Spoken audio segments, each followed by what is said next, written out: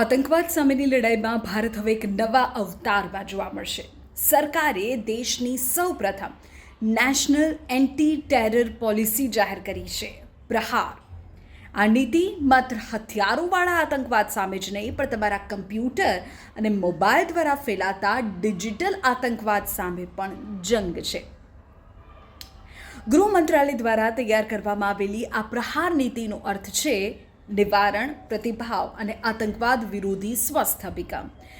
આ નીતિની સૌથી મોટી વાત એ છે કે હવે ડાર્ક વેબ કે ક્રિપ્ટો વોલેટ દ્વારા મોકલવામાં આવતા ફંડ અને સાયબર એટેકને પણ આતંકવાદી પ્રવૃત્તિ ગણવામાં આવશે. આ નીતિ મેઇન 7 પિલર્સ પર ઊભી કરવામાં આવી છે. કેટલાક મુખ્ય પોઈન્ટ્સ જો તેના તમને કહી દઉં તો એક છે ઇન્ટેલિજન્સ.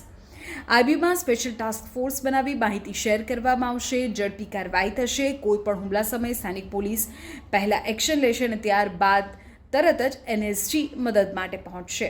એટલું જ નહીં, અલગ અલગ એજન્સીઝને પણ ટેકનોલોજી સંબંધી પૂરી ટ્રેનિંગ આપવામાં આવશે. કટ્ટરપંથીકરણ પર રોક. સોશિયલ મીડિયા કે અન્ય માધ્યમો દ્વારા ફેલાતી કટ્ટરતાને રોકવા માટે ધાર્મિક નેતાઓ અને એનજીઓની પણ મદદ લેશે સરકાર અને આંતરરાષ્ટ્રીય સહયોગ મેળવશે. વિદેશી એજન્સીઓ સાથે મળીને આતંકવાદીઓના પ્રત્યાર્પણની પ્રક્રિયાને તેજ કરાશે પ્રહાર અંતર્ગત.